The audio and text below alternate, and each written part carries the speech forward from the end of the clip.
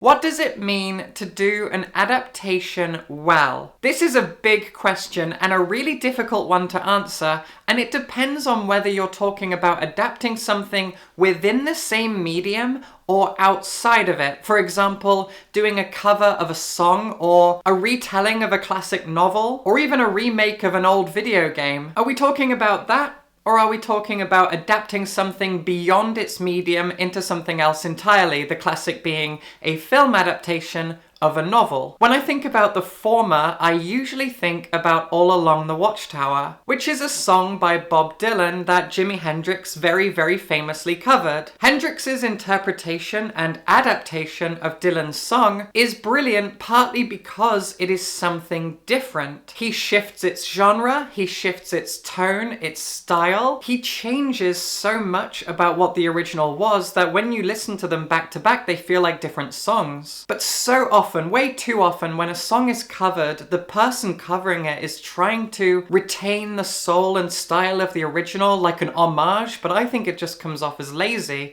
If you're going to adapt something, do something fresh with it. And that point still stands when we talk about adapting something outside of its medium, moving something from a book to a film or a TV show. What is the point in adapting something unless you're going to make the new thing that you're creating worth talking about, worth existing, worth examining, worth enjoying on its own, by its own merit, by its own token? Film adaptations often get slack if they shift and change things. When the MCU was at the height of its popularity, so many comic book fans got up in arms because things were changed, but if you don't change it, you might as well just keep the source material, not adapt it at all, and just stop what you're doing. Lord of the Rings fans get up in arms about the fact that Tom Bombadil isn't in the films, but should he have been? No. And this brings us to Dolores Claiborne. I just finished reading this novel for the first time, and as soon as I was done with it, I watched the film adaptation. And I am so impressed. I honestly think this is my favorite example of how to adapt a novel into a big screen movie. I am so tempted to say that the film is better than the book, but I try not to say things like that because it's hard to compare mediums. When I say the film is better than the book, I can't judge them on their sound design, the book doesn't have any. I can't judge them on their performances, the book doesn't have any. They're different mediums. But the temptation is still there, and in terms of its narrative and its characters, I do think that the film actually improves on the source material. But it is also very much its own beast, and the two are just dissimilar enough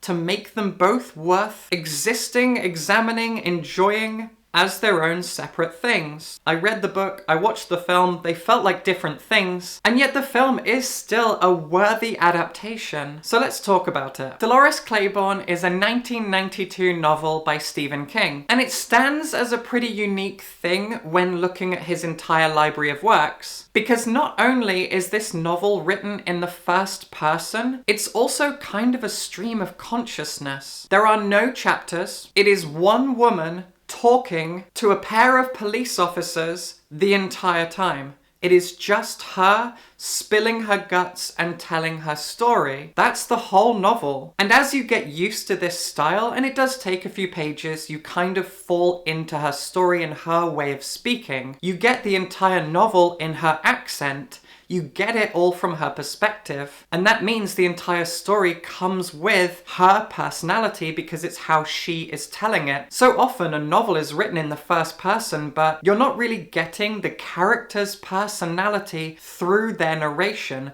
They are both character and narrator, and they exist within those roles kind of separately. You don't get their attitude through their narration, only through the actions that they narrate, and that is so not the case here. Dolores' personality doesn't just exist within the story she's telling, but the way that she tells it as narrator. It's so clever. You never forget the fact that she is sitting in a room. Your mind takes over, your imagination blends into the environments that she describes in her story, but you still remember she's at a police station chatting with two coppers. It is so effective, and I was curious about how the film would do that. Answer?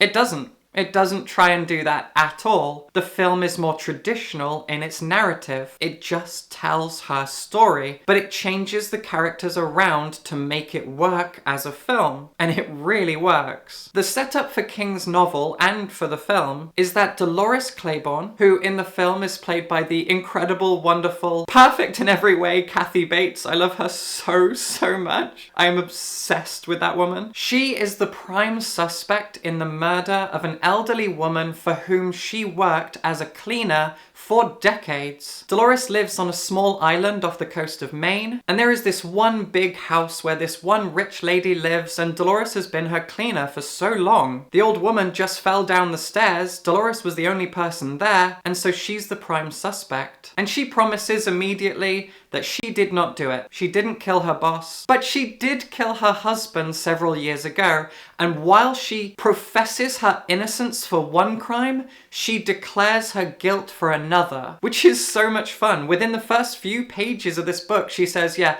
I did not kill my boss, but I did kill my husband. And then she tells her whole story about her relationship to her husband, about her children, about her life, her work. It's told slightly out of order. We do jump back and forth a little bit. And as we go, we learn why she killed her husband, how she killed him, and how she is in fact innocent for the crime of killing this old lady. And you are absolutely rapt by what she says. Her narrative is so exciting, and it moves at such a good pace. This is a 300-page novel, and you rip through it because you feel as though you are sitting, staring into this woman's eyes as she tells you her life story. She is mesmerizing. And King's choice of narrative style really works for a novel that is all about a woman and the justifications that she gives for the crime that she committed. It's so addictive and so satisfying. And then we come to the film, which is an entirely different beast. In the novel, one of the key characters is Dolores' daughter,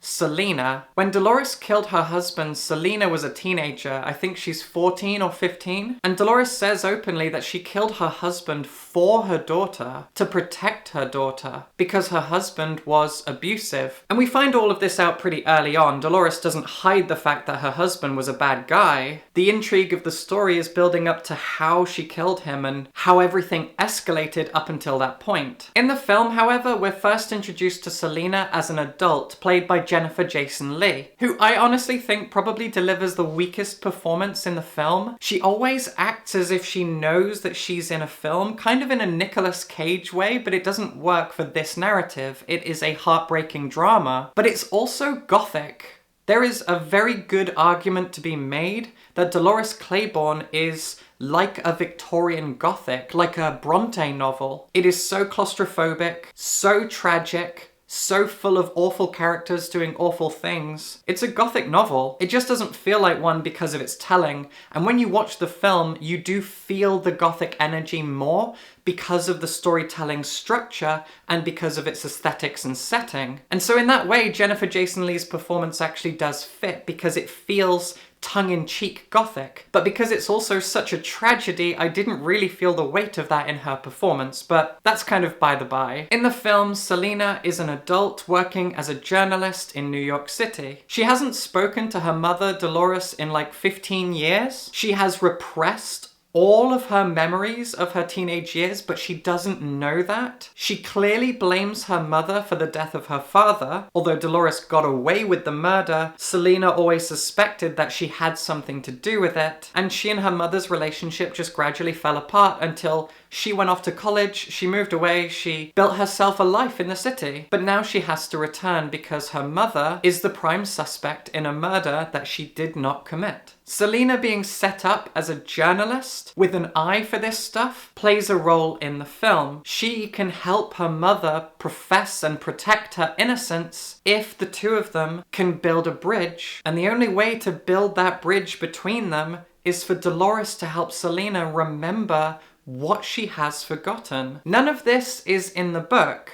The book is very much just from Dolores' perspective, and we spend all of our time with Selena as a teenager in the past. The film making Selena an adult who needs to repair her relationship with her mother, a relationship that broke down through trauma and misunderstandings and her mother making choices to protect her. It is so good, and it adds an entirely new layer. In fact, it's basically the point of the film, and it's not the point of the book. The book and the film are telling the same story from different angles. The film introduces the adult Selena, and so we get a whole new layer, a new reason for the film to exist, and that is so clever. I am so impressed by the way that the film has been written and directed. Taylor Hackford's direction of this film is masterful. First of all, it has really clever cinematography. There are brilliant scene changes as we meld into memories. For example, there will be a moment where Dolores and Selena are in Dolores' house, which is grey and dark and sad, almost dilapidated, and then suddenly the door will open and Dolores will stare at the person who just came in. Selena can't see them because Dolores is falling into her memories.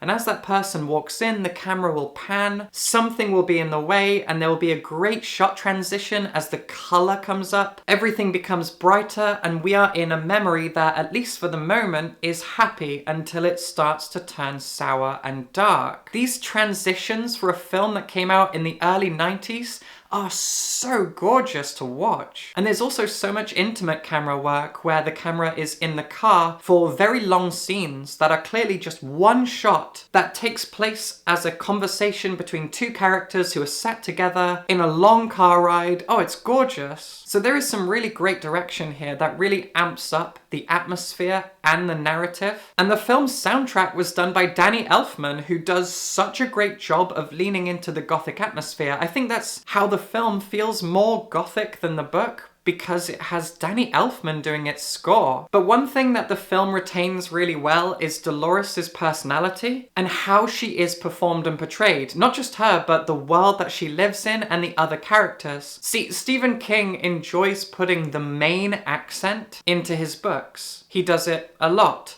Most famously with Judd, I think his name's Judd, the old man from Pet Sematary. Oh, you don't want to go down that road. I don't want to go down that road.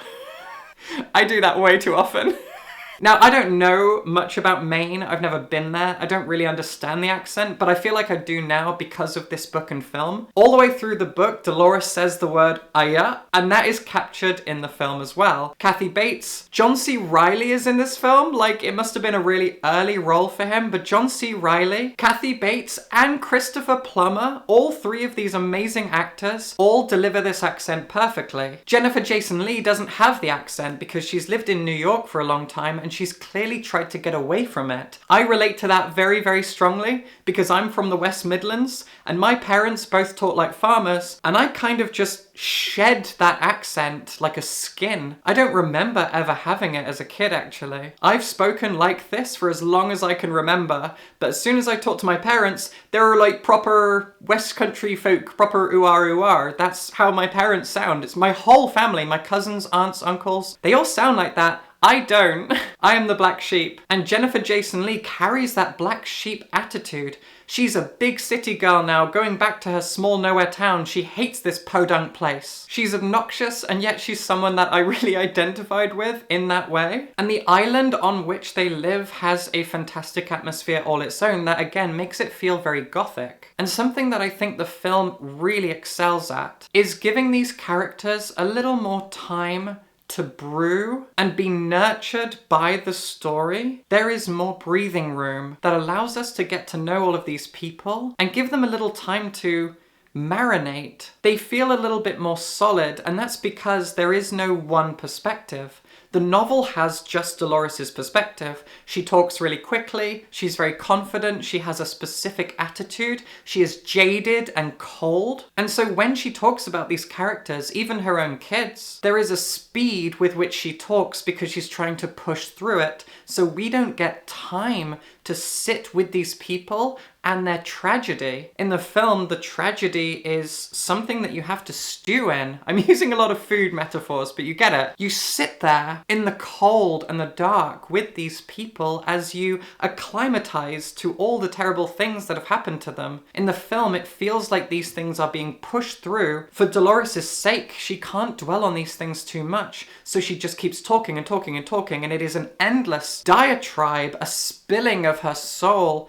Get it out as quick as you can. It's an exorcism of your story, your life, your past, your tragedy. In the film, we marinate in that tragedy. The film enjoys its own gothic atmosphere, and neither one is better than the other. They are different. That's why the film is such a worthy adaptation, because it is creating its own thing out of an excellent source material. And so now both get to exist independently, each doing something slightly different with the same story and characters, creating a different meal out of the same ingredients. I'm just gonna keep going with the food stuff. I am so impressed with how the film chooses to be an adaptation. And there are other tiny little choices that were made as well. There's one that I really think benefits the film, which is that in the book, Dolores has 3 kids. Selena is the eldest, and there are also 2 boys. In the film, Selena's an only child. The 2 boys at least are never mentioned, if they exist at all. I don't think they do. And I thought that was a great choice, because in the book, the 2 boys are kind of an afterthought. They get really no attention at all. They don't need to be there. I kept forgetting they existed,